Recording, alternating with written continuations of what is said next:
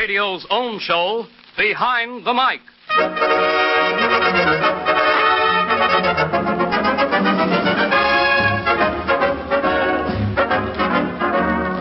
This afternoon, Behind the Mic pays tribute to a great news organization, the Associated Press, whose news coverage, along with that of the other news associations and of the listening posts of the various broadcasting companies, makes it possible for radio listeners and newspaper readers to know what is going on throughout the world.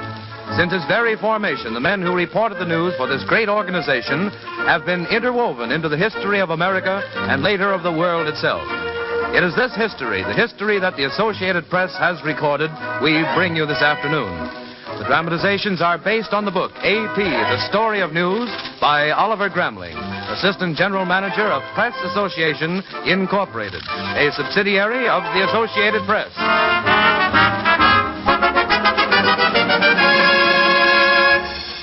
And now presenting Gilbert Martin, pinch hitting for Graham McNamee.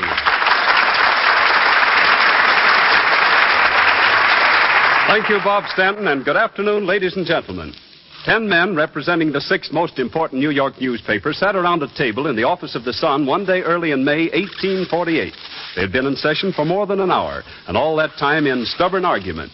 They were the autocrats of the city's newspaper world, and one room never before had been big enough to hold them. David Hale of the Journal of Commerce was speaking. Gentlemen, as I have said, Mr. Bennett and I have asked you to form an association with us, each contributing his share to a general fund, which could be used in a concerted effort to provide readers with wider coverage of all important world events. Now, if we pool our resources, we will all get more news, and more accurate news than we could singly.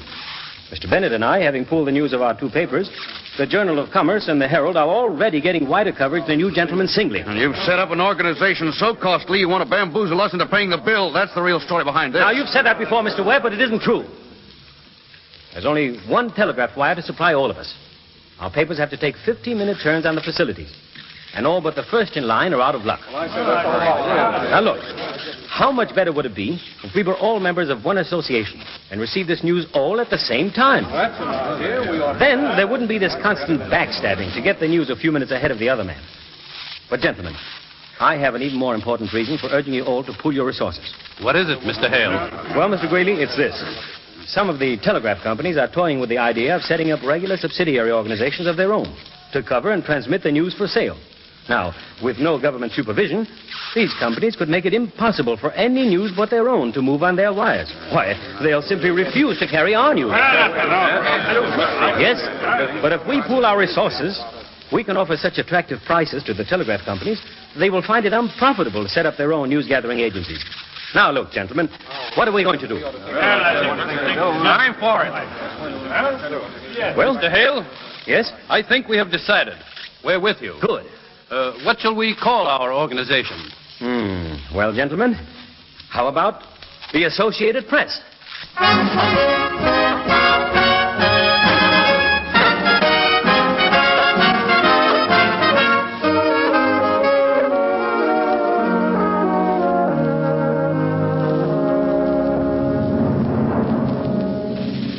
And from this meeting of rival newspaper owners who had been at sword's point was to grow the great news-gathering organization that was to fairly blanket the earth, the Associated Press, whose news sets presses roaring.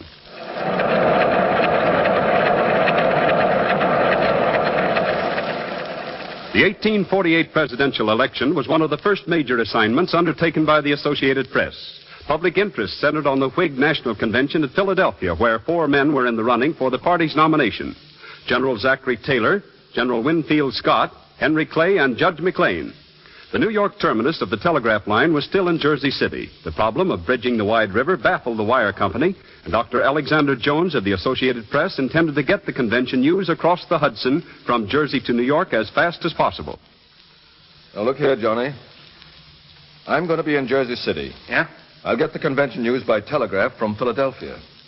Now, you go down to the pier. You mean near the Cortlandt Street ferry, sir? That's the one. And watch the New Jersey side. Right.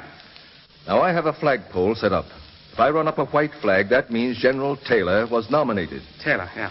A red flag means Clay. If you see 2 white flags on the same staff, that means General Scott.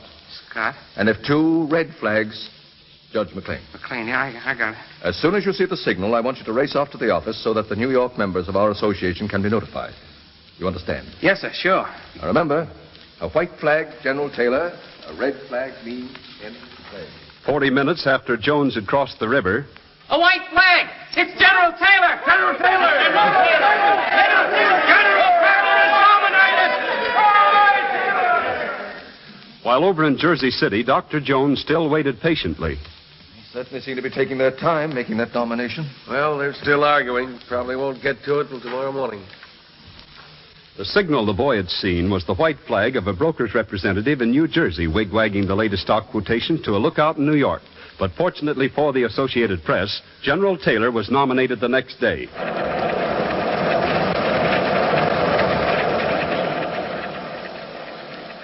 Early in 1861, a sad-faced man stood on a train platform at Springfield, Illinois. He looked down at the faces of a group of friends gathered to bid him goodbye as he left for Washington. Among those in that small group was Henry Villard, Associated Press correspondent. As the train pulled out, Villard, who was traveling on it, approached the sad-faced man in his private coach.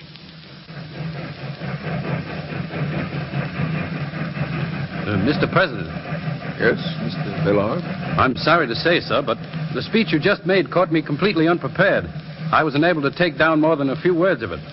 Almost anything you say now, sir, is of special interest to the nation at large, and I know that the people of this country would like to know what you said. Well, that's very easily fixed. Have you a pad and pencil? Yes, Mr. Lincoln. Here you are, sir. Thank you. I'll write down what I said for you. My friends, no one, not in my position, can appreciate the sadness I feel at this parting.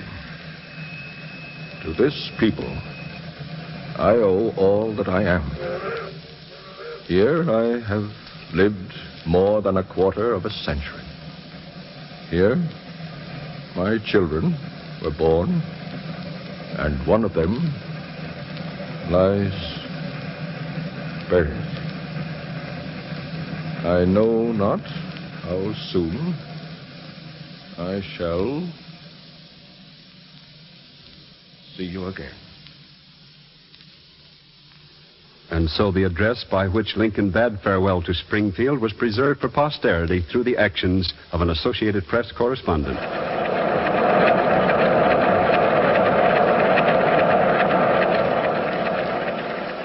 1876, in Bismarck, North Dakota, on May 14th, there was a small gathering in the home of the town's preacher, John P. Dunn. The occasion was a farewell dinner for the quiet, middle-aged man who had become a close friend of the family. In the 3 years he had been reporter for the weekly Bismarck Tribune. His name was Mark Kellogg. He was about to set out on an assignment delegated to him by his employer, a part-time correspondent for the Western Associated Press, who was too ill to make the trip for himself. Well, Mark, you'll be leaving us in a little while. Yes, but it won't be for long. As soon as it's all over, I'll be back again. Where do you go from here, Mark? Well, Mrs. Dunn, at 3 o'clock, I'll take the ferry across the Missouri and join the troops at Old Fort Lincoln. Oh, the children are going to miss you. Well, I'm going to miss them, too. You know, you folks have been just about all the family I've had since my wife died. You're not going heavily burdened, are you, Mark? No, I've just this little black satchel, some tobacco, pipes, pieces of light clothing, pencils, and a supply of light paper, of course, to write my account of the affair. The accounts will be relayed by pony across the plains to the nearest newspaper and telegraph offices. Oh, how do you intend to travel with the expedition? They've assigned me a gray mule. Just think. With my long legs, I'll probably be riding the mule and walking at the same time. Well, I'll have to go now. Well, goodbye, Mark. Oh, no, not goodbye. As the French say, au revoir.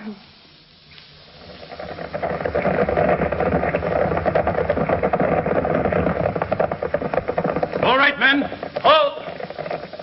There they are in the valley. Well, Kellogg, this is the story you've come for. Yes, General? We'll clean them out in no time. Trooper, Yes, sir. return to Captain Smith and instruct him to move up immediately with the ammunition packs. Yes, sir. All right, men. There they are. We'll scatter them like a nest of ants. This will be worth seeing, Kellogg. It certainly will, General Custer. All right, men. Charge!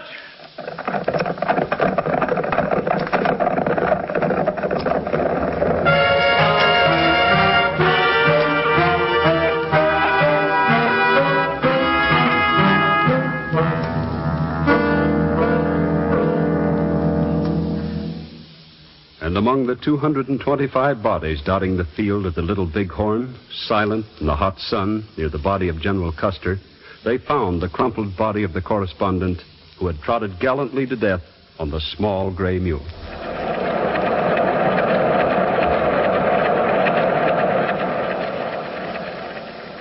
In 1907, Sam Davis, a Nevada correspondent of the Associated Press, interviewed Sarah Bernhardt for the Carson Appeal, his own paper, for the San Francisco Examiner, which he also represented, and for the Associated Press. The actress liked him so much that when her train was ready to leave, she put her hands on his shoulders and kissed him on each cheek and then squarely on the mouth. She said, Monsieur Davis, the right cheek for the Carson Appeal. So, the left for the Examiner, n'est-ce pas? And the lips, my friend, for yourself. Voilà. Well, Madam Bernhardt, I also represent the Associated Press, which serves 380 papers west of the Mississippi River alone.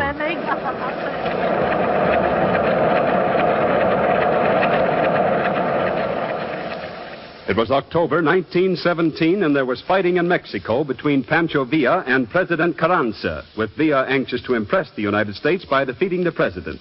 Early in October, Norman Walker, Associated Press correspondent, reached his camp. Villa had known the reporter during several years of assignment south of the Rio Grande. And so, Senor Walker, I'm going to take you into my confidence. Yes, Pancho? I want to show your country who is master in Mexico. Now, the best way to do this is by victories, is that so? Quite right. Well, the town of Ojinaga is held by the Carrancista forces. I'm going to attack the town and take it. In this way, I will show the United States who is master of Mexico. Now, as a newspaper man, I want to ask you, is this the right time to make that attack? Well, Pancho, if you're looking for publicity, I can't think of a worse time to take that town. No? For why? Because right now, the World Series is starting. You know how popular baseball is with us Americans. And what front page space isn't given to the European war will be given to the World Series. Now, if you wait until the World Series is over, you might make the front pages. Villa waited, and when he finally took Ojinaga, he did make the front pages.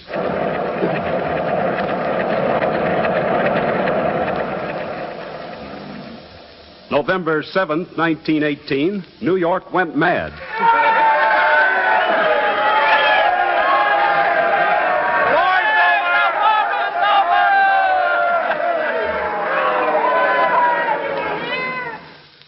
The men who looked out from 51 Chambers Street, New York headquarters of the Associated Press, wore worried expressions. A dumbfounded editor had torn across the newsroom with the message which told the story.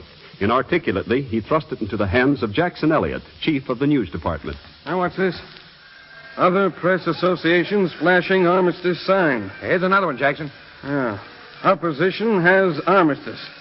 Good Lord, the Associated Press beating on the biggest story of the war. Get cables after London and Paris. Full rate. Open up a line to the State Department. Right. I'll talk to Frank Polk. And bring me a map. Yeah, here's some messages just came in from the member papers. And let me see. Why doesn't the Associated Press have the armistice? And look at this one. The Associated Press is pro-German, withholding news of the armistice. We've been beaten here, resigning our membership as soon as possible. Telephone for you, Jackson. Here, I'll take it. Hello? Yes, I know. But we've no news that the armistice has been signed. Our men abroad are all on the job. The State Department has made no such announcement. No, it hasn't. When the Associated Press gets the news, we'll carry it, and not before. Let me look at that map. The opposition flash states that the armistice has been signed at 11 a.m. Now, Roma, what do you got? At 12:30 this morning, the German High Command wirelessed Marshal Foch the names of its emissaries and requested that he designate a point along the front where they'd be permitted to enter the Allied lines. I see. Foch's reply, sent at 1:25 a.m., 1:25. says that the party would be permitted to pass at the French outpost near the Chemin-Fourmi-La Chapelle-Guise road. Go on. For at least 3 hours longer, the German emissaries have known to have been still at German General Headquarters at Spa, Belgium. Hey, here's a couple of wires saying the General Allied advance is smashing through unchecked. Yeah, let me see.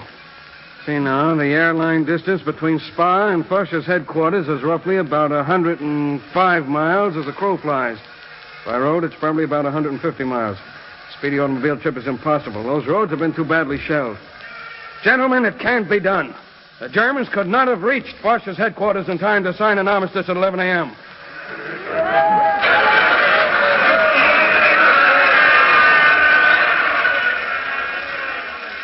Meanwhile, the crowds in the street, learning that the Associated Press had not carried the news of the armistice, became angry. Down with the Associated Press! They don't want pro-German! Yeah, pro-German. Come on, let's clean out the rats! Elliot? Yes? We got Undersecretary of State Polk on the wire for you. Oh. Hello, Mr. Polk. Now, look, about this armistice. Huh? Yes, I see. Right, thank you. Now, put this on the wire. Washington, November 7th. Was officially announced at the State Department at 2:15 o'clock this afternoon that the Germans had not signed armistice terms.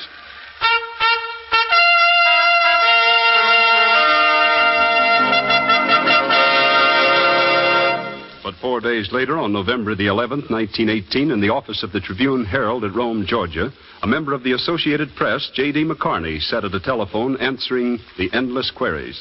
Yes, ma'am. It's right this time. Who says the armistice has been signed? The State Department at Washington. Oh, sure. Well, does the Associated Press say it?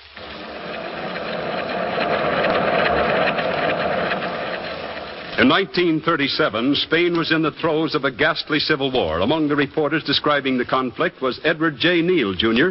of the Associated Press, who had also helped cover the war in Ethiopia. On December 31st, the Franco headquarters lifted the ban on correspondence at the front, which had been in effect for several days. And Neal and several colleagues, including Richard Sheepshanks of the Reuters Agency and H.A.R. Philby of the London Times, started out from the base at Zaragoza towards the besieged town of Teruel. At noon, the press cars turned off the shell-pocked main road and jolted towards the next little hamlet, Cowday.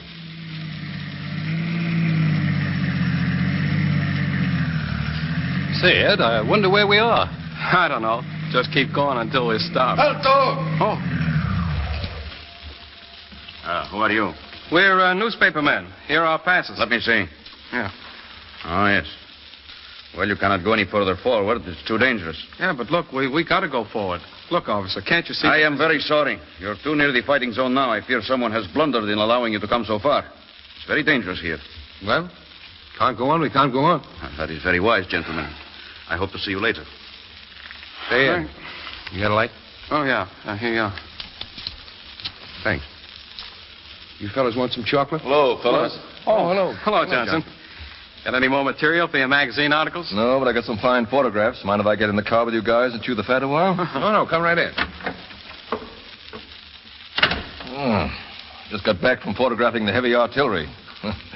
Got some grand pictures. Lucky stiff. Well, boys, how about going back... Oh! Good heavens! Captain. Well, what happened? The shell exploded right in front of our car. They're in there. They're in there. Hola, muchachos. Vengan a ayudar. Gotta get them out of there. Well, this one is dead. This one is badly wounded. His temple is torn open. Oh, that's Sheepshanks of the Times. How about Neil, that one? Well, he looks very bad. His left leg is pretty badly torn. Let's get him out of here. Lift him up. Pronto, look. Careful. Easy. Good work, boys. Sorry I'm so heavy. Keep an eye on my typewriter, will you, Philby? Who's that on the ground? It's Brandes Johnson. We'll get you to the base hospital at Zaragoza. Well, I guess the war's over for me.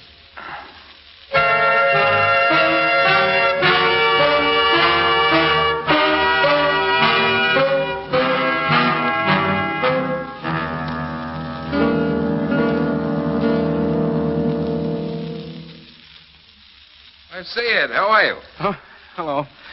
Not bad for a man who had 34 shell fragments taken out of him. You know, Ed, I filed your story to New York.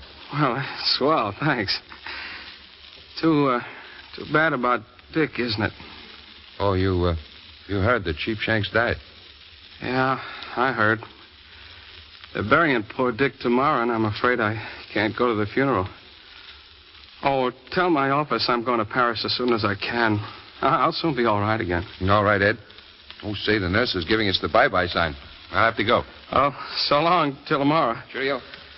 I wish I could go to the nearest cafe with you and have a big cold beer. Blood transfusions seemed to help Neil, But by the next morning, gangrene developed. He died late that night.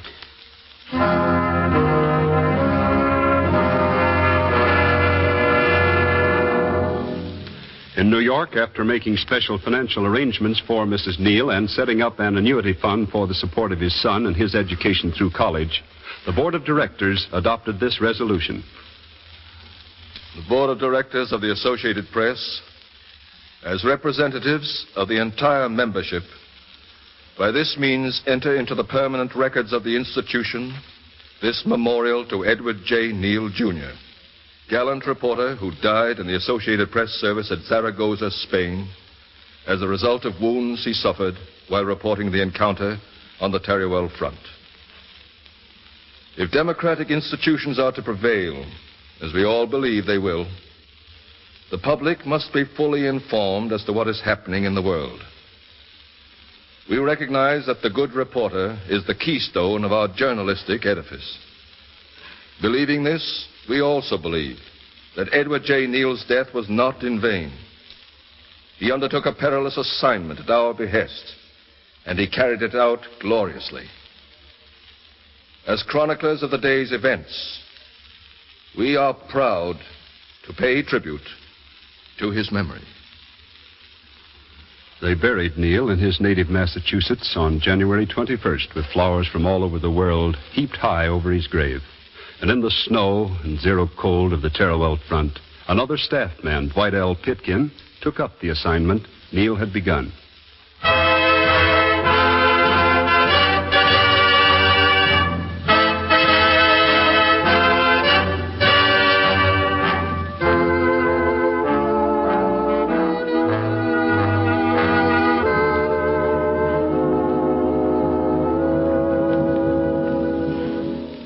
And today, Associated Press correspondents throughout the world are covering the news, getting their stories out sometimes under the most heroic circumstances so that you, who read your newspapers and listen to the radio, may know the truth.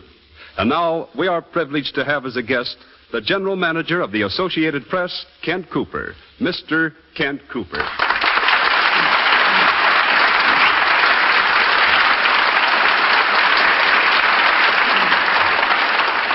Mr. Cooper, we've traced the history of the Associated Press almost up to the present time. But there are a number of questions about your organization as it is today that I'm sure our listeners would like you to answer. For example, I'm sure they'd be interested in finding out how many member papers the Associated Press now has and how many correspondents you employ. Well, Mr. Martin, the Associated Press has about 1,400 member newspapers in the Americas, and throughout the world it serves directly or indirectly 3 times that many. I should say there are about 7,500 full and part-time Associated Press correspondents in the United States and Canada. And how does one become a foreign correspondent for the Associated Press? They are selected from the hundreds of trained newspaper men working in Associated Press bureaus throughout the United States. They are chosen not only because they asked for such service, but because their education and experience qualify them. Some of these men have specialized in the history and politics of the various countries. Some of them know foreign languages before they go abroad, while others learn the language of the country on the spot. Good character and professional competence are more important than any other qualification, but, of course, a genuine knowledge of languages is essential to any foreign correspondent. Well, that's mighty interesting. And how does a foreign correspondent become a war correspondent? Simply by being on or near the spot when the war starts. War, Mr. Martin, is a news story like any other. That's right. Have you many more war correspondents covering the Soviet-German conflict? Oh, yes, dozens of them. And tell us, how do you get your news from the war fronts to America? It must be very difficult. Yes, transmission of news always is a problem. And, of course, it's constantly an acute one in war, because conditions change frequently. News from the front is sent to bureaus in various capitals by telegraph or telephone. Then Moscow, Helsinki, Stockholm, and other bureaus send dispatches by wireless to New York. News sent from Berlin is telephoned to Bern, Switzerland, for relay by wireless to New York, or it is sent directly by wireless from Berlin to New York. Well, one last question, Mr. Cooper. What has been the latest development in aiding Associated Press news coverage? Wire photo. the Associated Press News Photo Service, in which pictures are delivered to members throughout the United States by wire, just as news stories are. Many regard wire photo as the outstanding journalistic development of recent years. Whatever comes, AP member newspapers intend to continue to utilize every means at their disposal to see that the Associated Press does its job to report in word and picture, discerningly and without bias, the news of the entire world. Thank you very much, Kent Cooper.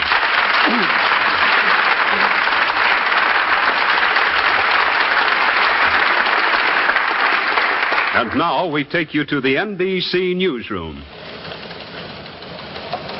From the Associated Press, Germany claims sweeping successes in the war against Russia. The Nazi High Command says that over 4,000 Soviet planes were destroyed and more than 2,200 Russian tanks were captured in the first week of fighting. During that time, the German High Command says it trapped 2 Soviet armies and plunged through into Russia to the region around Minsk at the end of the motor highway leading to Moscow. But Russia tells another story. Moscow says that the German tanks charging toward the cities of Minsk and Luk have been stopped by the Red Army, and that Soviet troops are meeting large contingents of German motorized infantry in fierce hand-to-hand combat. The Soviet Information Bureau claims that the German invaders have suffered many casualties.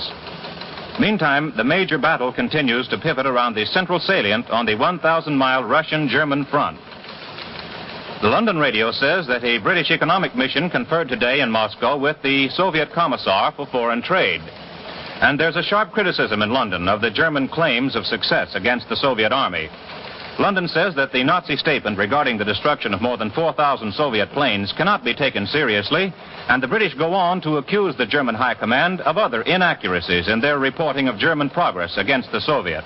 Just a few moments ago, the NBC shortwave listening post picked up a German-language broadcast from Moscow radio saying that the battles are going on in Romania on the southern side of the Danube. And this report would indicate that the Russians have crossed the Danube into Romania and have taken the offensive on that front. Germany's Axis partner, Italy, warns against expecting a lightning victory over Russia. The authoritative fascist editor, Virginio Gaida, says that Russia is resisting not only with a mass of arms, but with the factor of distance. And Gaida brings up the similarity of the Russian position in this war to Russia's position during the Napoleonic campaign and during the World War. In the Near East, Cairo reports a fierce battle in the air, in which American-built planes flown by the Dutch and the French defenders of Syria were beating off British-built fighters. The engagement took place over central Syria. In another air fight, a squadron of American Curtiss Tomahawks in the Australian Air Force is credited with shooting down 6 Glenn Martin bombers flown by the French. This news from the Associated Press came to you from the NBC newsroom in New York. For further details, see your local newspaper.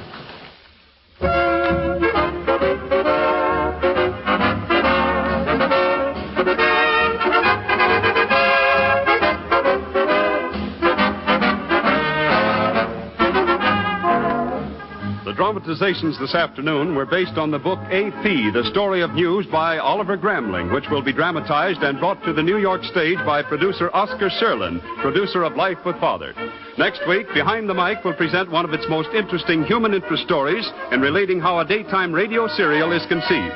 You will learn how a radio columnist gets the material he writes. We'll salute a program you loved with Jane Froman, and we'll bring you more of the glamour, the tragedy, and the comedy that are Behind the Mic.